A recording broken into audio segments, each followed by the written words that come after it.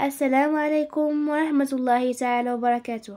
مرحبا بكم في قناة وصفات فاطمة، فيديو جديد ووصفة جديدة. فالوصفة ديال اليوم غادي تكون تاكوس ميكس بطريقة اللي سهلة وبحال المحلات تماما، كيجي غزال بزاف في واحد المذاق اللي خطير. بالنسبه للخبز ديال التاكوس فكيجي ناجح 100%، خفيف رطب وكيجي مقرمش من الوجه ديالو. طريقه سهله ومبسطه، واكيد فغنعطيكم جميع التفاصيل في الفيديو، فغير تبعوا معايا الفيديو من الاول ديالو حتى الاخير باش هكا تعرفوا على المقادير مع جميع مراحل التحضير. كما العاده فإلا كانت هذه اول زياره لكم للقناه وعجبكم المحتوى فكندعوكم بالانضمام بالاشتراك الاحمر الموجود اسفل الفيديو مع تفعيل خاصيه الجرس باش يوصلكم كل جديد. ما نطولش عليكم بزاف، نخليكم على المقادير مع باقي مراحل التحضير وفرجه ممتعه. هنا غنعطيكم المقادير وفي نفس الوقت طريقه التحضير. في واحد القصريه نوضع فيها 500 غرام اي نصف كيلو ديال الدقيق الابيض كيكون مغربل من قبل، نوعيه جيده اي خاص بالحلويات، شويه ديال الملح، واحد الملعقه صغيره ديال السكر حبيبات، ساشيه ديال الخميره الحلويات من وزن 800 غرام، وربع كاس ديال الزيت النباتيه. من بعد ما ضفنا هاد المكونات هادو نحاول نخلطهم مع بعضياتهم مزيان والعجينه فغادي نجمعها بالحليب. عندنا هنا واحد الكاس كبير ديال الحليب اللي كيكون على درجه حراره المطبخ، تقريبا واحد 200 مليلتر. غنضيفها تدريجيا شويه بشويه وغادي نجمع العجين على هاد الطريقه هذه كما كتشوفوا معايا. فالعجينه ما كتكونش رطبه بزاف وما كتكونش قاصحه، فهذا هو القوام ديالها. من بعد ما جمعنا العجين بهداك 200 مليلتر ديال الحليب فغادي نشكل العجين على شكل كيكون طولي، غنقسمو على جوج وغادي نشكلو على شكل كوير صغار اولا قريصات على هاد الطريقه هذه. بالنسبه ل 500 غرام ديال العجين فخرجت لينا 8 ديال الكويرات. فهنايا غنغطيهم واحد المنديل وغادي نخليهم حتى يرتاحوا تقريبا واحد 5 ديال الدقائق باش هكا العجين يطلق ويسهل نخدموه. هنا غادي ناخذ واحد الكميه ديال الدقيق الابيض، غادي نرشوه في سطح العمل، ناخذ الكره ديال العجين وباستعانه ديال المدلك غادي نبدا نسرح فيها شويه بشويه على هاد الطريقه هذه كما كتشوفوا معايا. بالنسبه للسمك ديالها فغادي يكون رقيق، ومره نبقى نقلبها على هاد الطريقه هذه. فمن بعد ما سرحتها غادي نمشي نسخن على واحد المقله اللي كتكون سخونه، ندهنوها بشويه ديال الزيت النباتيه ماشي بزاف. فغادي نوضع فيها القريصه ديال العجين اللي سرحناها، درجه ديال النار فتكون من المهيله حتى المتوسطه، فنخليوها غير واحد شويه وغادي نقلبوها على هاد الطريقه هذه كما كتشوفوا معايا. ملي غادي تولي على هاد الشكل فما نخليوهاش حتى غادي تنفخ، فغادي نزولوها مباشره. فهنايا من بعد ما كنطيب وحده كنديرها في منديل وفوقها بلاستيك باش هكا يبقاو رطبين معانا حتى غادي نسالي الكميه ديالنا. كما كتشوفوا معايا فراه كتجي خفيف، كيجي رطب، كيجي ناجح 100%. كنتمنى فعلا نجربوه على هاد الطريقه هذه، اكيد فغادي ينجح معاكم. فبطبيعه الحال فين كتقادي واحد الكميه ديال الخبز ديال التاكوس توضعيه في المجمد وتحتفظي به فكيبقى كما هو وما كطراليه حتى شي حاجه.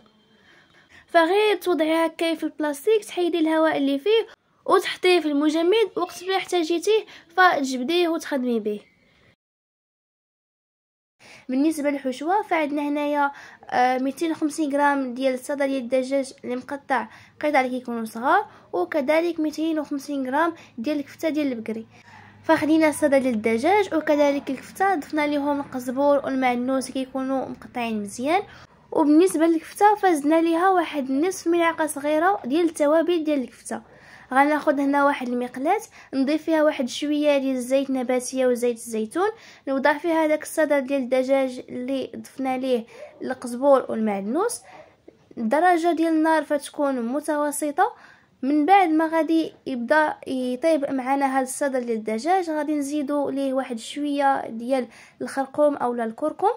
هنا من بعد ما طاب معنا صدر ديال الدجاج غادي نديرو في النصف الاول ديال المقلاة، النصف الثاني فغادي نوضع فيها الكفته، نحاول نفتتها على هاد الطريقه هذه كما كتشوفوا معايا. من بعد ما غادي يتقرب الطيب معنا فغادي نخلط هاد الصدر ديال الدجاج مع الكفته على هاد الشكل. صافي. من بعد ما طابوا معنا فغادي نقفل على المقلاة وغادي نوضعهم هنايا في واحد الطبسيل. ثم غادي ندوزو مباشره باش نقادو الصلصه اللي غادي نرافقوا بها هاد الطاكوس هذا.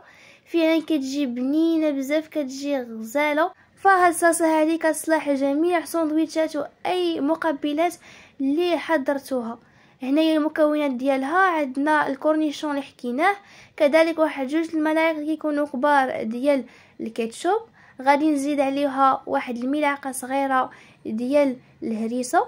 فإلا ما كانش عزيز عليكم الحار او عندكم الدراري صغار فممكن تستغناو عليه.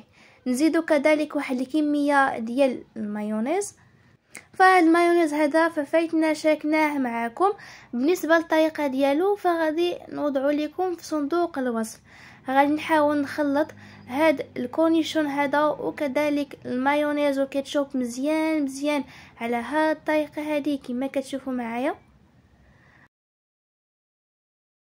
فهنا من بعد ما طيبنا الخبز ديال التورتيلا اولا الخبز ديال التاكوس، كذلك وجدنا السلطه ديال الدجاج والكفته وقلينا واحد الكميه ديال البطاطا.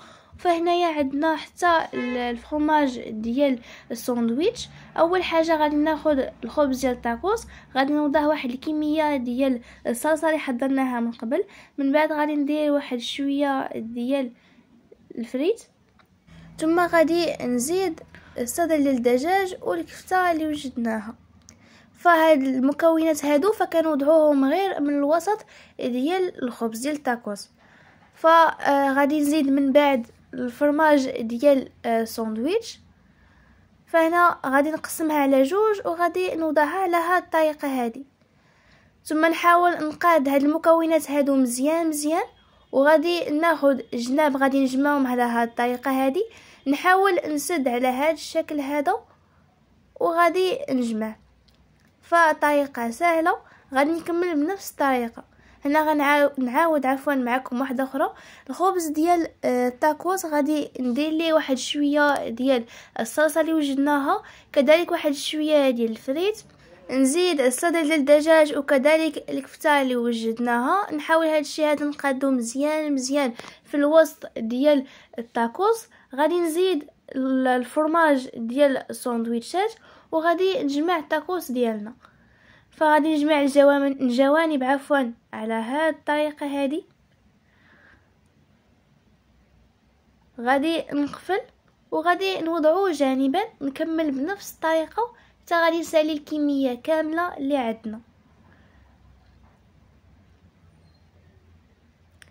فهنا من بعد ما سالينا غادي ناخذ الاله ديال البانيني. من بعد ما درناها تسخن غادي نوضع فيها التاكوس من بعد ما عمرناه وغادي نسد عليها.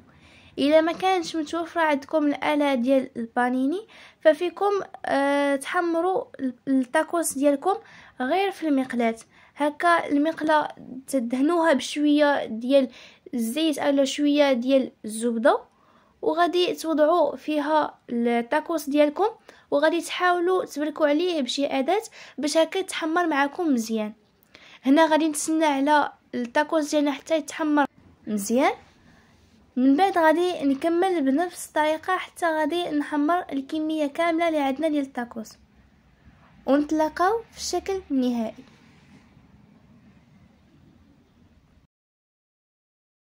وكان هذا هو الشكل النهائي ديال الوصفه ديال اليوم اللي شاركناها معكم.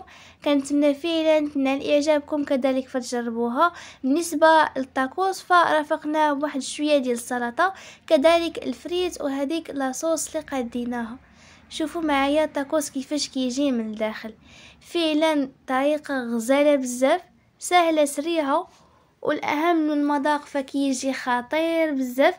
طاكوس ميكس اللي كناخذوه من المحلات تقدري توجديه غير في الدار، كيجي بنين بزاف، طريقه سهله كما قلت لك ومبسطه. بالنسبه لهذا الخبز هذا فكيجي رطب، كيجي مقرمش من الوجه ديالو.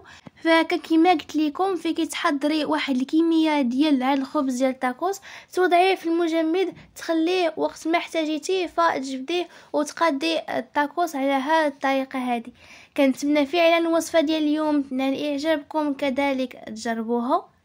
فكما العاده الى عجبتكم الوصفه ديال اليوم ما تنساوش لايك للفيديو، شاركوها مع احبابكم وصحابكم وحتى في مواقع التواصل الاجتماعي باش هكا تعم الفائده. وإلا كانت هذه اول زياره لكم للقناه وعجبكم المحتوى فكندعوكم بالانضمام للاشتراك الاحمر الموجود اسفل الفيديو مع تفعيل خاصيه الجرس باش يوصلكم كل جديد. وهنايا وصلنا لنهايه الفيديو، شكرا على المتابعه، نتلاقاو في فيديو جديد مع وصفه جديده، مع السلامه.